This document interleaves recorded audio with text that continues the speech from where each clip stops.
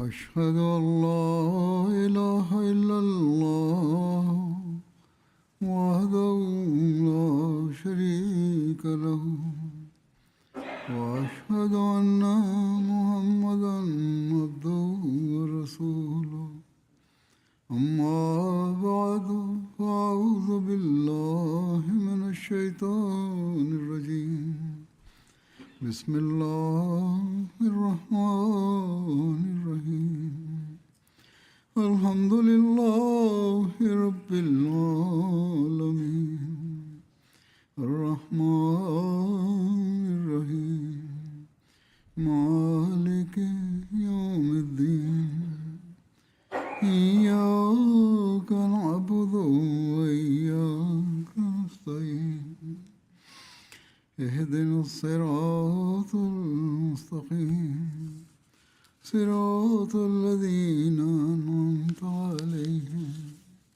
غير المغضوب عليهم ولا الضالين. In de vorige vrijdagpreek heb ik verslagen gepresenteerd over de nederigheid en zachtmoedigheid van de beloofde Messias alayhi salam,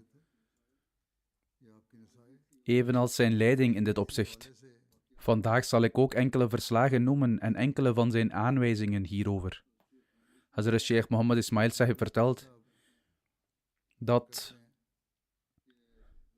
de voortreffelijke morele kwaliteiten van de beloofde Messias alayhi salam zodanig waren dat zelfs toen die mensen die altijd bezig waren met het tegenwerken van de beloofde Messias alayhi salam en geen enkele gelegenheid daartoe lieten liggen, kwamen en aan zijn deur klopten, merkte ik dat de beloofde Messias alayhi salam hen onmiddellijk op blote voeten tegemoet trad. En zodra hij hen zag, beantwoordde hij hun begroeting met de grootste vriendelijkheid en vroeg of zij en hun families het goed maakten en gezond waren. Daarna vroeg hij hen waarom zij hem kwamen bezoeken. Ze vertelden hem dan wat hun behoefte was.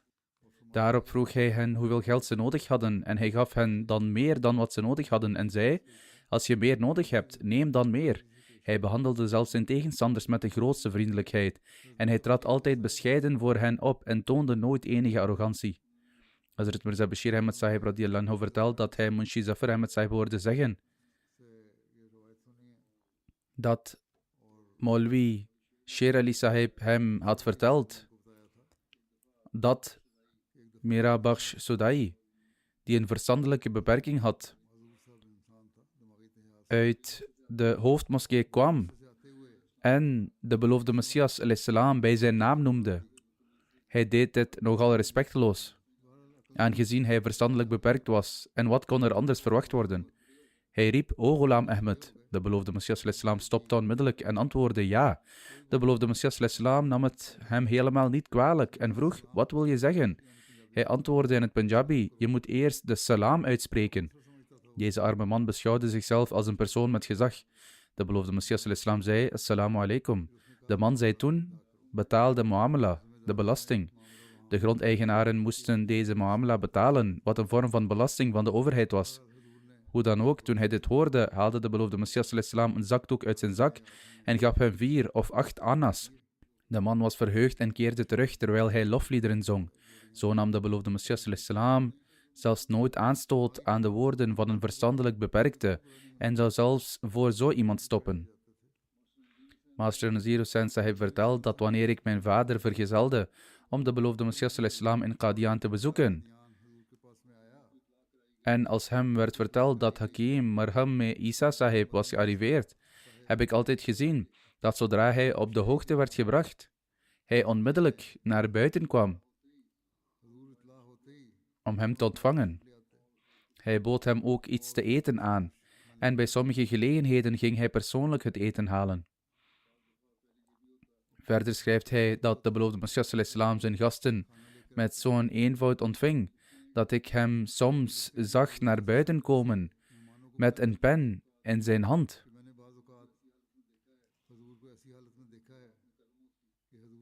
En op andere momenten kwam hij op blote voeten naar buiten. Dat wil zeggen, als hij thuis in een kamer zat, kwam hij in precies die toestand naar buiten, zodra hij een klop op de deur hoorde. Als de beloofde Messias sallallahu alaihi wasallam in de moskee was en er een gast kwam, stond hij vaak op en schudde hem de hand. Evenzo als hij in gesprek was met iemand anders en er een gast kwam, naast hem ging zitten en hem de hand schudde, richtte hij onmiddellijk zijn aandacht op hem en informeerde hij naar zijn gezondheid en welzijn. Kortom, de beloofde Messias sallallahu alaihi wasallam ontving iedereen die hem bezocht met de grootst mogelijke nederigheid. Hazrat Mufti Muhammad Sadiq Sahib vertelt dat: ik herinner me dat ik op een bepaald moment vanuit Lahore naar Qadian was gekomen. Dit was waarschijnlijk in 1897 of 1898. De beloofde Messias sallallahu alaihi wasallam gaf me een zitplaats in de Mubarak moskee. De moskee was toen nog klein. Hij zei toen: ga alsjeblieft zitten, ik zal wat te eten halen. Nadat hij dit had gezegd, ging hij naar binnen. Ik ging ervan uit dat hij het eten via een van zijn bedienden zou laten brengen.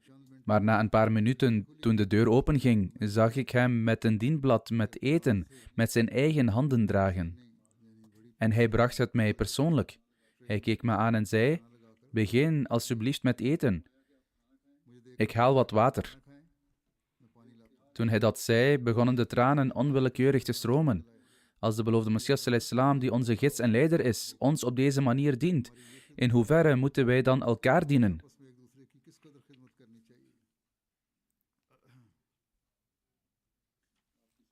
Een overlevering die de eenvoud en nederigheid van de beloofde Messias sallallahu alaihi wasallam illustreert, wordt verteld door Hazrat Mirza Bashir Ahmad Sahib radiyallahu anhu met betrekking tot een dame genaamd Mai Bholi. Zij verklaarde: op een keer toen Huzur alayhi salam naar ons dorp kwam, heb ik wat vers geoogste tarwe geroosterd en bracht die naar hem toe. Hij kwam naar haar dorp.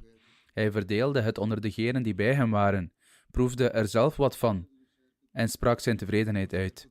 Telkens wanneer Huzur alayhi salam in de omgeving kwam wandelen, verrichtte hij het Ishraq-gebed in onze eenvoudige Lemen moskee. We boden hem saag en roti aan en hij toonde nooit enige ontevredenheid of terughoudendheid. Integendeel, hij aanvaardde onze gastvrijheid graag. Hazrat Munshi Zafar Ahmad Sahib uit Kapurthala vertelt: de beloofde Messias sallallahu alaihi wasallam zou niet zitten met de deur open. Hij ging niet zitten met de deur open. Integendeel, hij zat altijd met de deur op slot. Hij vervolgt: Hazrat Sahibzada Mia Mahmud Sahib kwam om de haverklap en zei: Abba, doe de deur open. En de beloofde Messias sallallahu alaihi wasallam stond op en opende de deur. Op een keer kwam ik bij hem op bezoek. Huzur alayhi salam zat op een eenvoudige mat. Toen hij mij zag, tilde hij zelf het bedframe op en droeg het naar binnen. Ik zei: Huzur, ik kan het wel dragen. Hij antwoordde: het is te zwaar. Je zult het niet kunnen tillen. Vervolgens zei hij dat ik op het bed moest gaan zitten. Nadat hij het had neergezet, zette hij mij erop en zei over zichzelf: ik zit hier comfortabel op de grond. Gaat u maar op het bed zitten. Hij zegt: eerst weigerde ik, maar hij drong aan en zei: ga alsjeblieft zonder aarzeling zitten. Dus ik gehoorzaamde. Ik had dorst en keek naar de waterkannen, maar er was geen drinkbeker in de buurt. Toen hij dit zag, vroeg Huzur: heeft u dorst? Ik zal wat water halen. Vervolgens ging hij naar beneden naar de vrouwenverblijven en kwam terug met een glas. Daarna zei hij: wacht even. Hij ging weer naar beneden en kwam terug met 2 flessen zoete limonade die iemand uit Manipur had gestuurd. Het was een heel heerlijke drank. De beloofde Messias sallallahu alaihi wasallam zei: deze flessen staan hier al heel lang, omdat we van plan waren dat we ze eerst aan een vriend zouden serveren voordat we ze zelf zouden drinken. Vandaag dacht ik eraan. Hij maakte een drankje van de likeur en bood het mij aan. Hij zei dat hij dit geschenk dat hij had ontvangen eerst aan een vriend zou geven om te drinken, voordat hij het zelf zou drinken. Ik zei: Huzur, drink alsjeblieft eerst wat. Hij zei tegen de beloofde Messias sallallahu alaihi wasallam dat hij eerst moest drinken uit het glas waarin hij de drank had ingeschonken, en pas daarna zou hij ervan drinken. Hij nam een slok en gaf het glas vervolgens aan mij en ik dronk het op. Toen ik het drankje prees, zei hij: neem 1 fles mee en schenk de andere in voor de vrienden buiten. Van die 2 flessen had hij misschien slechts die ene slok genomen. Op zijn aanwijzing nam ik de flessen mee. Evenzo vertelt Hazrat Mirza Bashir Ahmad Sahib radiyallahu anhu dat Aisha Sahiba, de dochter van Ahmad Jan Sahib, vertelde: In 1906, toen mijn moeder overleed,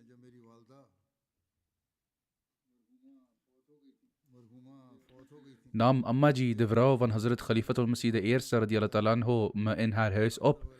Ze zorgde voor ontbijt en zorgde voor me. 4 of 5 dagen later nam Hazrat al Mu'minin radiyallahu anha me in haar eigen huis op.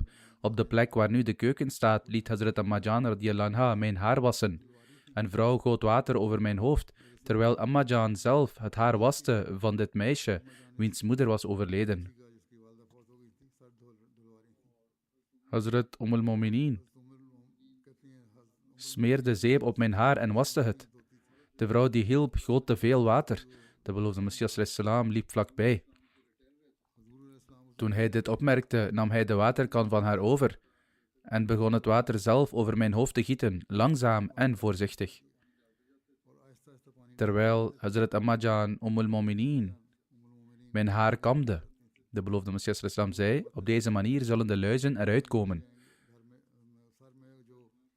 Omdat haar moeder al een lange tijd ziek was geweest voordat ze overleed, was er niemand geweest om goed voor haar te zorgen en hadden er zich wellicht luizen in haar haar ontwikkeld. Bovendien kwam dit in die tijd ook veel voor in die regio. De beloofde Messias ﷺ gaf daarom de volgende instructie. Was het haar op deze manier en blijf het op deze manier kammen, dan zullen de luizen eruit komen. Hij aarzelde niet om te helpen, zelfs niet met huishoudelijke taken. Mufti Muhammad Sadiq Sahib radiyallahu anhu vertelt: op een keer was ik op zoek naar water voor de wassing met een kruik in mijn hand. En ik ging door die deur die vanuit Masjid Mubarak naar de privévertrekken van de beloofde Messias ﷺ leidt, met de bedoeling de kruik aan een van de bedienden van de beloofde Messias ﷺ te geven, zodat zij water van binnenuit zouden halen. Toevallig kwam de beloofde Messias ﷺ van binnen naar buiten en toen hij mij daar zag staan, vroeg hij: heb je water nodig? Ik antwoordde: ja, uw heiligheid. De beloofde Messias ﷺ nam de kruik uit mijn hand en zei: ik zal het zelf halen. Vervolgens ging hij naar binnen, vulde de kruik met water en bracht het terug naar mij. Hazrat Mirza Bashir Ahmed Sahib radiyallahu anhu vertelt dat Murad Khatoon Sahiba, de gerespecteerde echtgenote van Dr. Khalifa Rashiduddin Sahib radiyallahu anhu, verklaarde dat Hazrat al Mu'minin radiyallahu anha en alle aanwezigen eens samen mango's aten. Het was mango-seizoen en in die tijd waren er vooral mango's die je uitzoog in plaats van te snijden. Op de binnenplaats stapelden zich 2 of 3 hopen schillen en pitten op. Er zaten veel vrouwen en er begonnen zich grote aantallen vliegen te verzamelen. Ze raakten in gesprek en dachten er niet meteen aan om op te ruimen.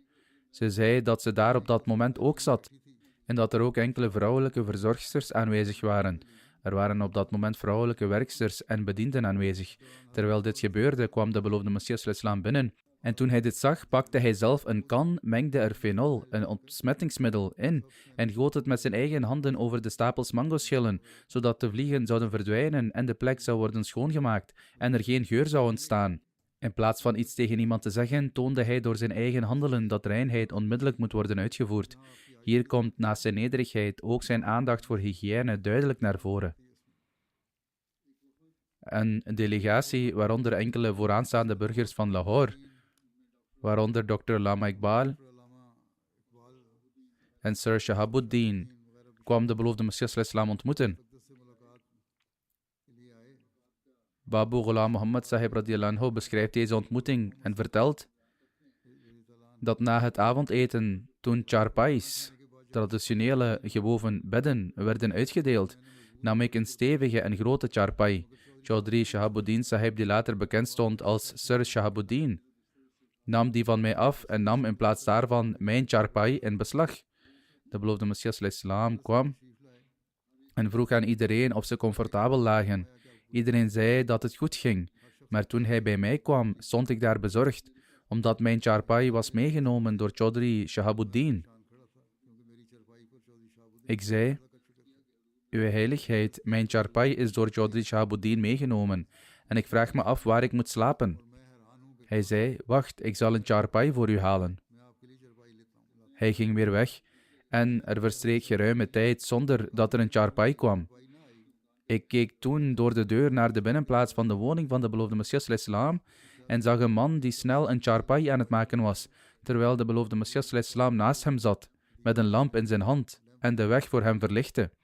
Toen ik dit zag, voelde ik me diep beschaamd. Ik deed een stap naar voren, aangezien de deur open stond. en zei, uw heiligheid, geef me alsjeblieft deze lamp. Maar de beloofde Messias ﷺ antwoordde, er is nu nog maar 1 ronde over. Het aanschouwen van deze nobele zeden van de beloofde Messias ﷺ had zo'n grote invloed op mij dat de tranen me in de ogen sprongen.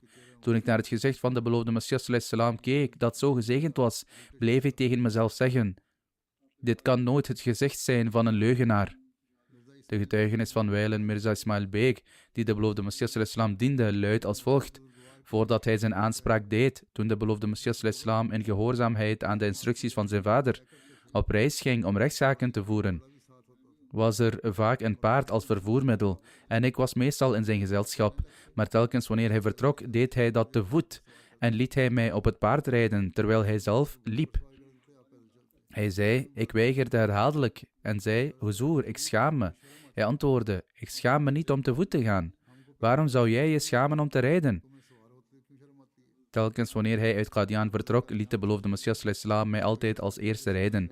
En wanneer iets minder of iets meer dan de helft van de afstand was afgelegd, stapte ik af en reed hij verder. En op dezelfde manier, wanneer we terugkeerden van het hof, liet hij mij eerst op het rijdier rijden, en daarna zou hij zelf op het paard rijden.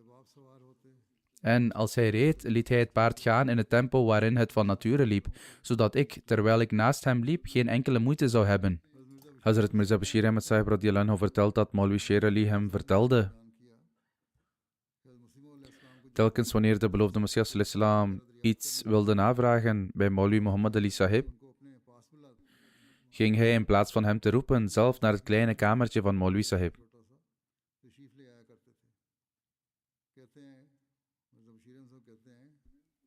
Hazrat Mirza Bashir Ahmad Sahib voegt hieraan toe, ik moet vermelden dat tijdens het leven van de beloofde Messias ﷺ woonde Maulwi Muhammad Ali Sahib in een deel van zijn huis.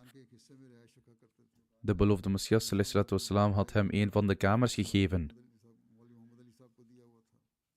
En zijn werkkamer bevond zich in die kleine kamer, ten oosten van Masjid Mubarak. Het was daar dat de beloofde Messias ﷺ zelf naar hem toe ging. Het is jammer dat Maulwi Sahib niet de les heeft gehaald uit de nederigheid van de beloofde Messias ﷺ die hij had moeten halen. En uiteindelijk leidde zijn trots tot zijn eigen ondergang. De redacteur van Al-Hakam schrijft over de eenvoud van de beloofde Messias ﷺ. Toen hij een wandeling maakte, werd er geen onderscheid gemaakt. Niemand hoefde zich in te houden. En er waren inderdaad momenten dat vooraanstaande metgezellen merkten dat er stof werd opgeworpen terwijl zij liepen en de beloofde Messias ﷺ achter hen liep. Er steeg stof op van de onverharde wegen, maar de beloofde Messias ﷺ besteedde daar geen enkele aandacht aan. Het gebeurde vaak dat mensen die achter hem liepen per ongeluk tegen hem aanstoten, of dat zijn schoen afglipte doordat iemands voet tegen de zijne stootte, of zijn wandelstok door de stoot op de grond viel. Maar niemand zag of hoorde hem ooit ook maar het minste ongenoegen uiten of een bepaalde voorkeur tonen. Hij zei nooit, kun je niet wat voorzichtiger zijn? Bij vele gelegenheden in de moskee gebeurde het zo dat hij tussen de metgezellen zat en er een vreemdeling binnenkwam, die naar voren ging en als eerste de hand schudde van Maulana Maulwi Abdul Karim, of Hazrat Hakimul Umma, Hazrat Khalifatul Masih I, in de veronderstelling dat een van hen de beloofde Messias ﷺ was. En die 2 ouderen wezen dan aan waar de beloofde Messias ﷺ zat. Kortom, hij nam het gedrag van zijn meester, de heilige profeet Mohammed sallallahu alayhi wasallam, altijd over als zijn eigen gedrag.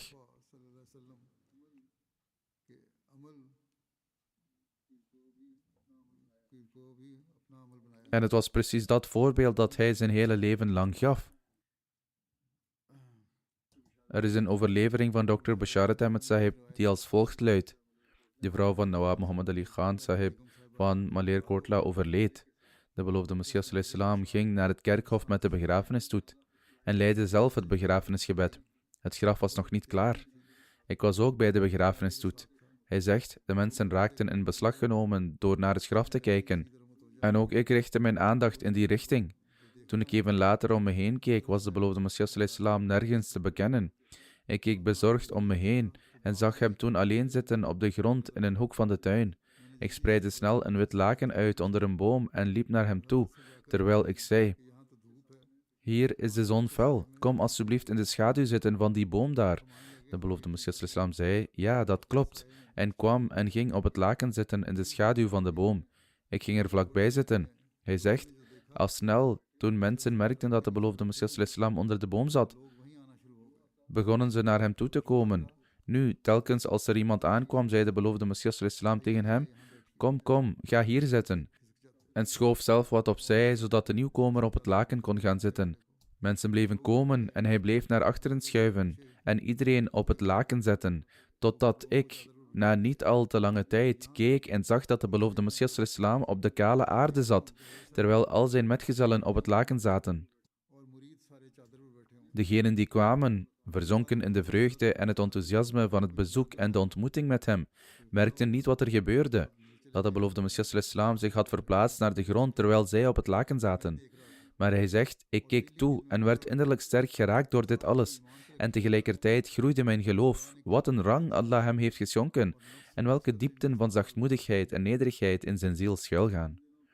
Tijdens de dagen dat het debat met Abdullah Atam in Amritsar plaatsvond, vertelt Mushi Zafar Ahmed een voorval uit die tijd.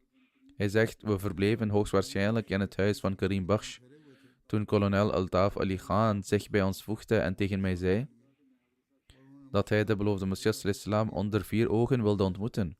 De kolonel droeg een jas en een broek en was gladgeschoren. Ik zei tegen hem, ga alsjeblieft naar binnen, we zullen niemand anders van buitenaf toelaten. Dus de kolonel ging naar binnen en bleef bijna een half uur alleen met de beloofde Messias islam. Toen de kolonel naar buiten kwam, stonden zijn ogen vol tranen, die over zijn gezicht stroomden. Ik vroeg hem, wat is er tussen jullie besproken dat je in zo'n toestand verkeert? Hij zei, toen ik naar binnen ging, zat de beloofde Messias islam diep in gedachten verzonken op een rieten mat, hoewel in werkelijkheid alleen zijn knie op de mat lag en de rest van hem op de grond. Ik zei, uw heiligheid zit op de grond.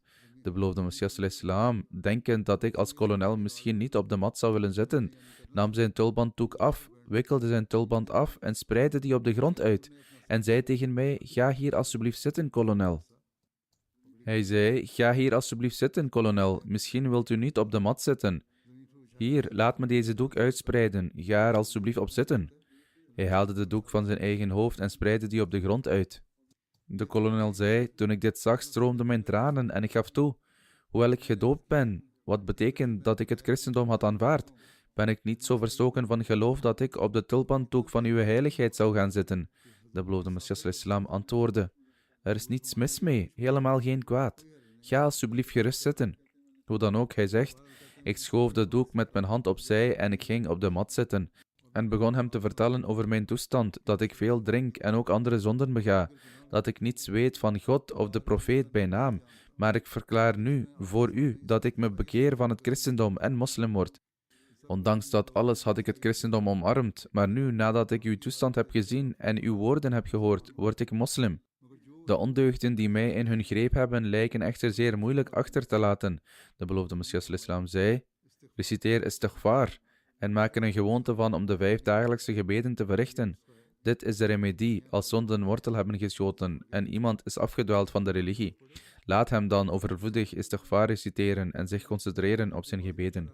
Hij zegt, zolang ik in zijn aanwezigheid zat, veranderde mijn toestand voortdurend en huilde ik onophoudelijk. En in diezelfde toestand beloofde ik dat ik zeker istighfar zou reciteren en mijn gebeden zou verrichten. Dit beloofde ik, en nadat ik afscheid van hem had genomen, vertrok ik. De indruk die die dag op mijn hart werd gemaakt, blijft nog steeds bij mij.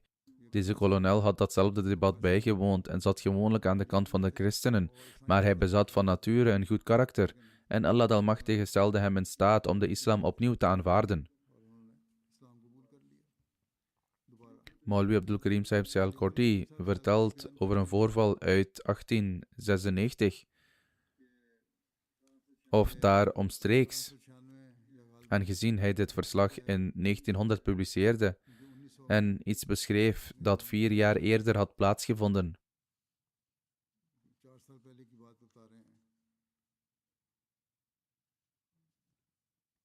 Hij zegt, de leden van het huishouden van de beloofde Messias islam waren naar Ludhiana gegaan. Het was de maand juni en het binnenste gedeelte van het huis was onlangs gebouwd. In de middag ging ik op een charpai liggen die daar was neergelegd. Op dat moment liep de beloofde Messias al-Islam rustig in de buurt rond. Op een gegeven moment, toen ik wakker werd, zag ik dat de beloofde Messias al-Islam op de vloer onder mijn charpai lag. Geschrokken ging ik uit respect rechtop zitten. Met grote genegenheid vroeg de beloofde Messias al-Islam: waarom bent u opgestaan? Ik antwoordde: hoe kan ik op een charpai blijven slapen, terwijl u eronder ligt? Glimlachend antwoordde hij: ik hield de wacht voor u. De jongens maakten lawaai en ik hield ze tegen, zodat uw slaap niet verstoord zou worden. Hazrat Munshi Imamdeen Sahib beschrijft de scène op het moment van zijn trouwbelofte als volgt. In 1894 zwoer ik trouw aan de gezegende hand van de beloofde Messias al-Islam. Mijn broer Munshi Abdulaziz Sahib en Bhai Jamaluddin Sahib uit Sighwan waren bij mij, tot het tijd was voor het avondgebed. Nadat het gebed was verricht, gebaarde Munshi Sahib naar mij en verzocht de beloofde Messias al-Islam: uw heiligheid, aanvaardt u alsjeblieft zijn eed van trouw.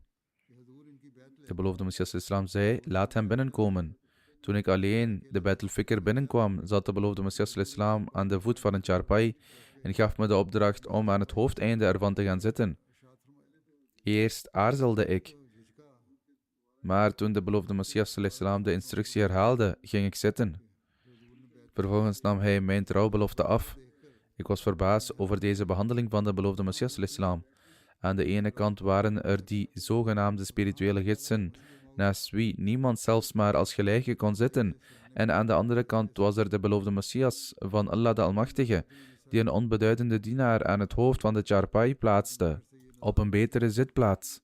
Hoewel mijn broer Munshi Abdulaziz Sahib de kamer niet was binnengegaan, observeerde hij deze scène van buitenaf. Hazrat Munshi Zafar Ahmad Sahib zegt: eens in Ludhiana hebben wij, wijlen Munshi Arora Sahib en ik, aan de beloofde Messias al-Islam voorgesteld. Op een gegeven moment moet uw heiligheid een bezoek brengen aan Kapurthala. In die tijd had de spoorlijn Kapurthala nog niet bereikt.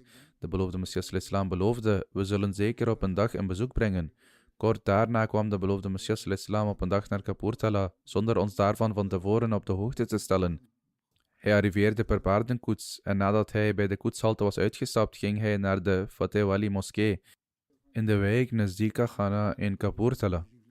Hafiz Hamid Ali Sahib vergezelde hem. Vanuit de moskee stuurde de beloofde Messias al-Islam de plaatselijke geestele, die geen Ahmadi was, om ofwel Munshi Arora Sahib ofwel Munshi Zafar Ahmad Sahib op de hoogte te brengen van zijn aankomst. Hij vervolgt: Munshi Arora Sahib en ik waren op het gerechtskantoor, waar we als stenografen werkten, toen de geestelijke kwam en ons meedeelde: Mirza Sahib is aanwezig in de moskee en hij heeft mij gestuurd om u dit te melden. Verbaasd zei Munshi Arora Sahib in het Punjabi en met een ontevreden toon: zou Mirza Sahib echt komen en in jullie moskee verblijven? Hoe kan dat nou? Lieg niet. Ik zei: we moeten op zijn minst gaan kijken. Dus Munshi Sahib knoopte snel zijn tulband vast en vertrok met mij. Toen we de moskee binnenkwamen, zagen we dat de beloofde Messias al-Islam op de vloer lag, terwijl Hafiz Hamid Ali Sahib zijn voeten masseerde. Vlakbij stonden een kom en een lepel waaruit het leek dat hij misschien een slok melk had gedronken of erin gedrenkt brood had gegeten. Munshi Arora Sahib zei: als uw heiligheid deze kant op zou komen, had u ons dan moeten laten weten. Dan waren we naar het station van Kartarpur gekomen om u te ontvangen. De beloofde Messias al-Islam antwoordde: waarom zou ik u op de hoogte brengen? Ik had jullie een belofte gedaan en die moest ik nakomen. Nu heb ik die belofte nagekomen. De beloofde Messias al-Islam zegt: mijn toestand is zodanig dat als iemand pijn lijdt en zijn stem mijn oren bereikt terwijl ik bezig ben met het gebed, dan wil ik die persoon alle hulp bieden die ik kan, zelfs als dat betekent dat ik mijn gebed moet onderbreken om dat te doen. En ik wil zoveel mogelijk medeleven aan die persoon tonen. Het is in strijd met de goede zeden om je broeder niet te steunen in zijn lijden en nood. Als je niets voor hem kunt doen, bid dan tenminste voor hem. Laat staan je eigen volk. Ik zeg dat je de hoogste norm van moreel gedrag, zelfs tegenover vreemden en hindoes, moet tonen. En hen medeleven moet tonen. Men mag nooit een onzorgvuldige of onverschillige houding aannemen. Dit was niet louter advies, maar zoals blijkt uit alle verslagen die zijn verteld, was dit juist de praktijk die de beloofde Messias al-Islam hanteerde. De beloofde Messias islam schrijft verder: op een keer ging ik een wandeling maken. Patwari Abdul Karim was bij me. Hij liep iets voor me uit en ik liep achter hem. Onderweg kwamen we een bejaarde vrouw tegen. Ze moet zo'n 70 of 75 jaar oud zijn geweest. Ze vroeg de Patwari om een brief voor haar voor te lezen, maar hij berispte haar en stuurde haar weg. Dit deed me diep pijn. Toen ik bij haar in de buurt kwam, gaf ze me de brief. Ik nam het aan, bleef daar staan, las het en legde het haar goed uit. De Patwari schaamde zich enorm, want hij moest toch stoppen. En hij werd ook de beloning ontnomen.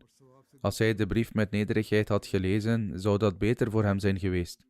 Hazrat Mirza Bashir Ahmed Sahib radiyallahu anhu zegt: deze nederige dienaar stelt dat wanneer de beloofde Messias islam iemand ontmoette, deed hij dat met een glimlach. En onmiddellijk verdwenen de zorgen en het leed van de persoon die hem ontmoette.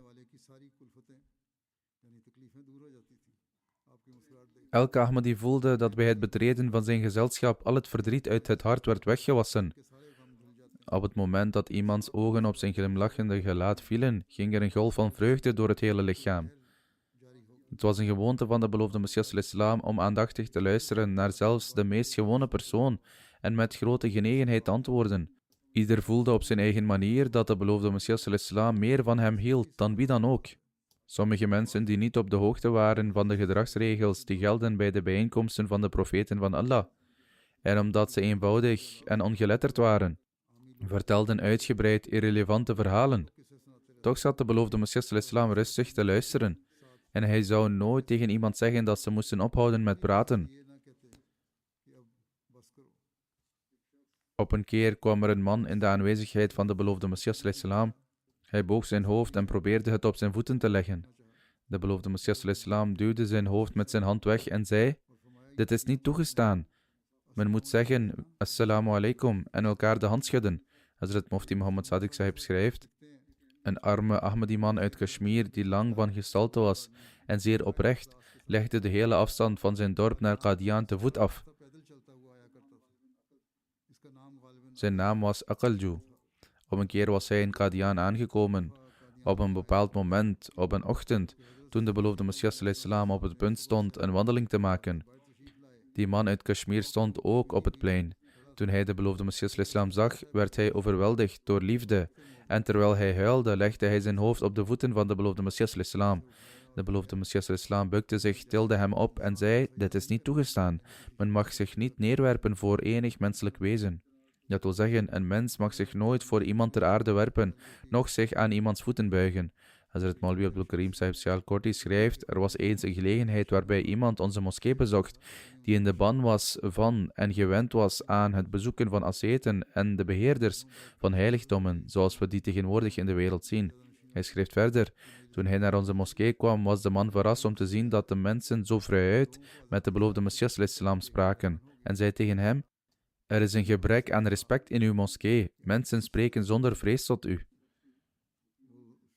De man die gewend was om in de bijeenkomsten van religieuze leiders te zitten, zei tegen de beloofde Messias islam dat er geen respect was in zijn moskee.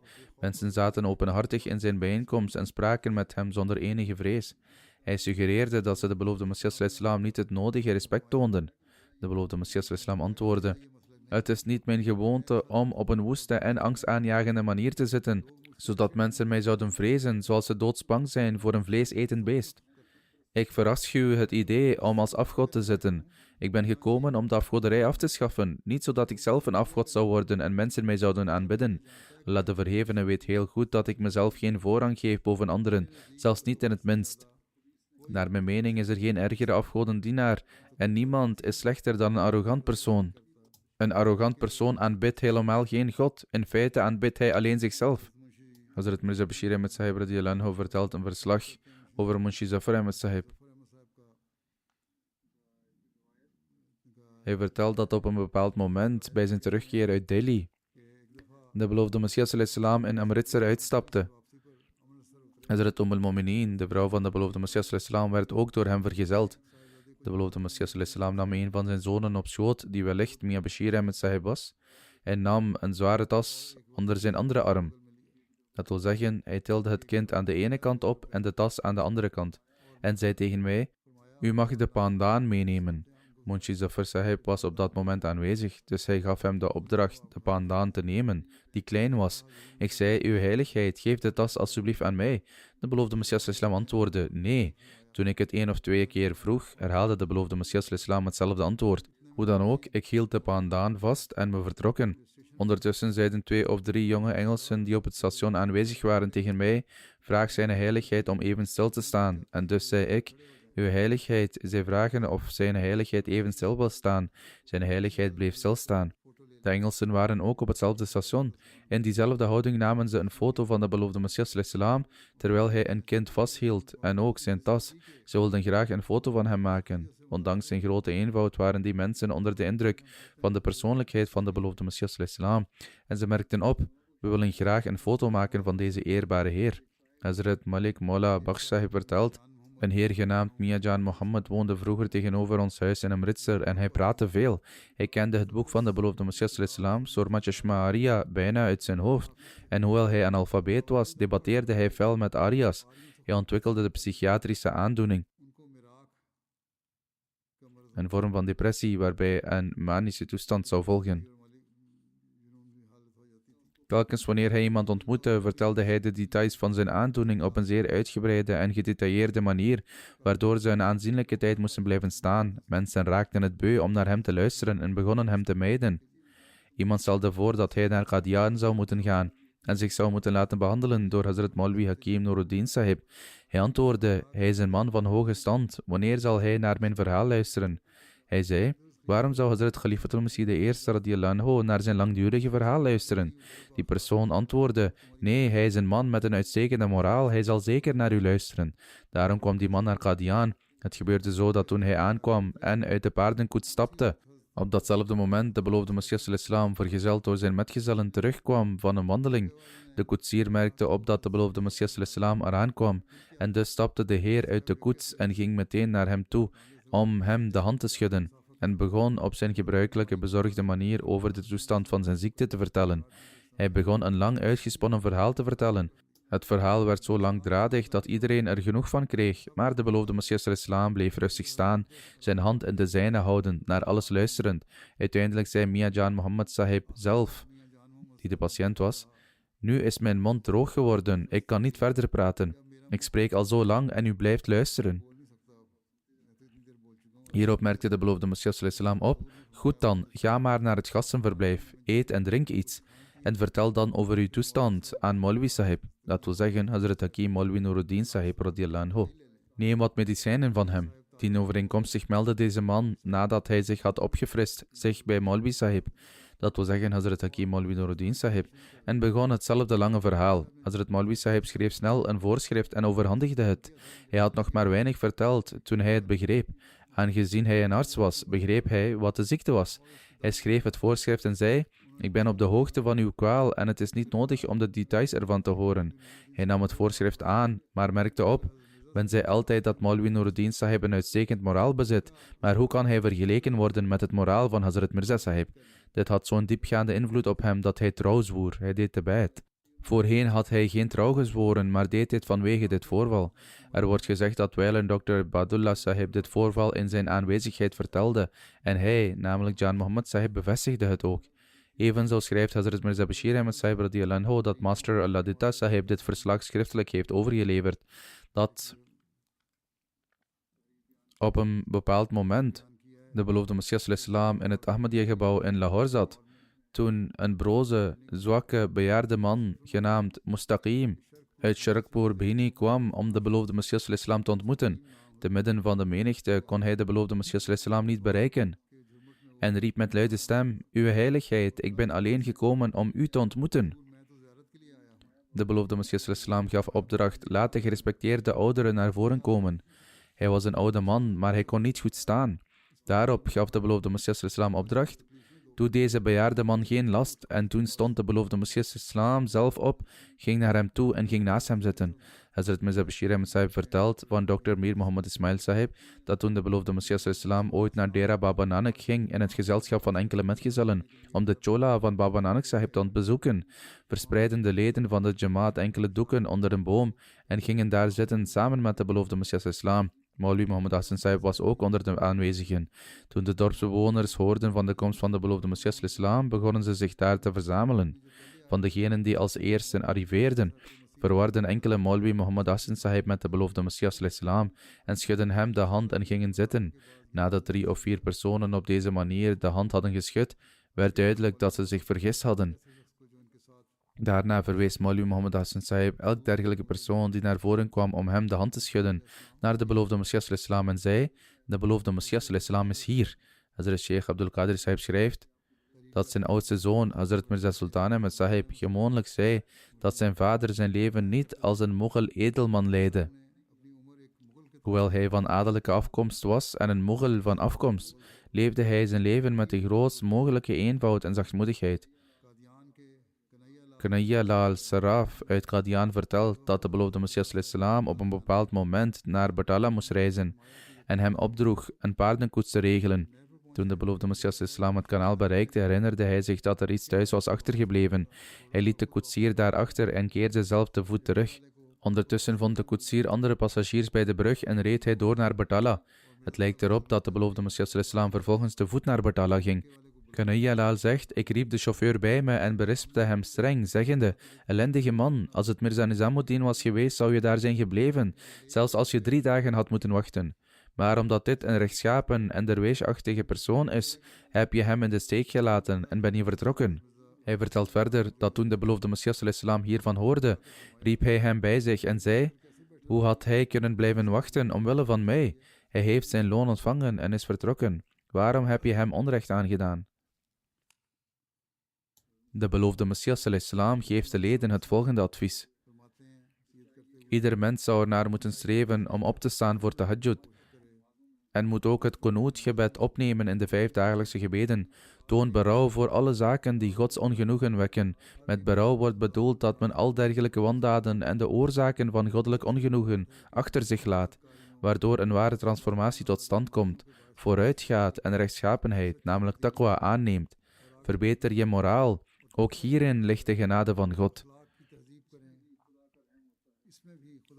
Verfijn je gewoonten, laat er geen toorn zijn, maar laat nederigheid en zachtmoedigheid daar de plaats innemen. Geef naast morele hervorming aalmoezen naar vermogen.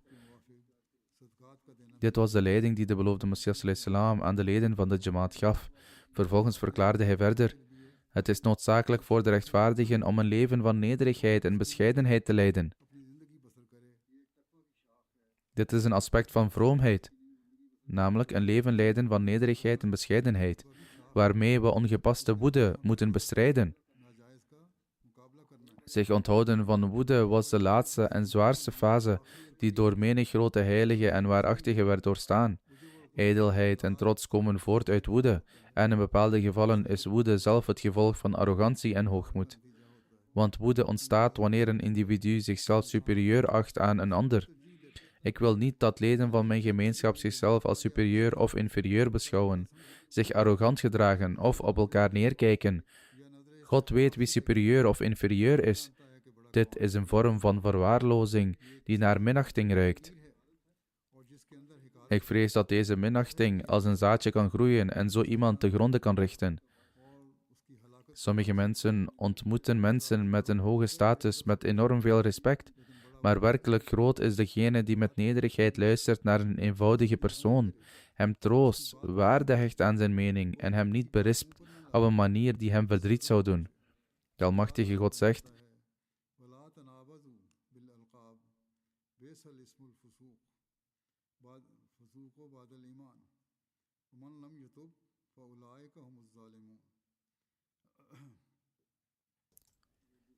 noem elkaar niet bij bijnamen. Kwaad is het geven van een slechte naam na de aanvaarding van het geloof. En degenen die geen berouw tonen, zijn de onrechtvaardigen. Om dit verder toe te lichten, zegt de beloofde Messias islam: roep elkaar niet aan op een kwetsende manier uit irritatie, want dit is de weg van de zondaars en de overtreders. Iemand die een ander bespot, zal de dood niet ondergaan, voordat ook zij aan hetzelfde worden onderworpen. Kijk niet neer op je broeders. Wanneer allen uit dezelfde beek drinken, wie weet dan wie van jullie voorbestemd is om meer te drinken dan de ander? Wereldse definities kunnen een mens geen eer en grootheid schenken. In de ogen van de Almachtige God is groot degene die rechtvaardig is. Voorwaar, de meest eerbare onder jullie in de ogen van Allah is degene die de meest rechtvaardige onder jullie is. Voorwaar, Allah is alwetend, albewust. Mogen Allah de Almachtige ons in staat stellen om ware nederigheid en zachtmoedigheid in onszelf te cultiveren. En nu we de bijt van de beloofde Messias al-Islam zijn aangegaan, mogen wij degenen worden die handelen in overeenstemming met de ware leer van de islam en haar rechtmatige plicht vervullen met oprechtheid en standvastigheid.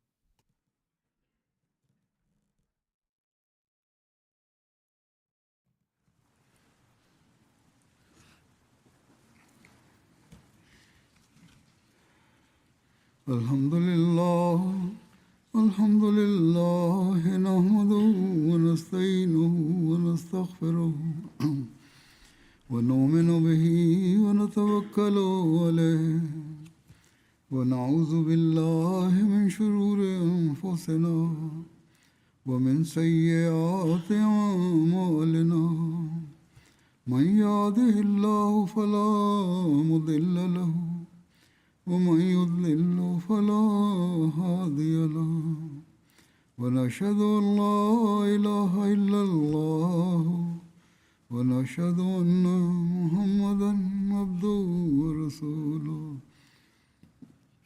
عباد الله رحمكم الله إن الله يأمر بالعدل والإحسان وإيتاء ذي القربى وينهى عن الفحشاء والمنكر والبغي يعظكم لعلكم تذكرون اذكروا الله يذكركم وادعوه يستجب لكم ولذكر الله أكبر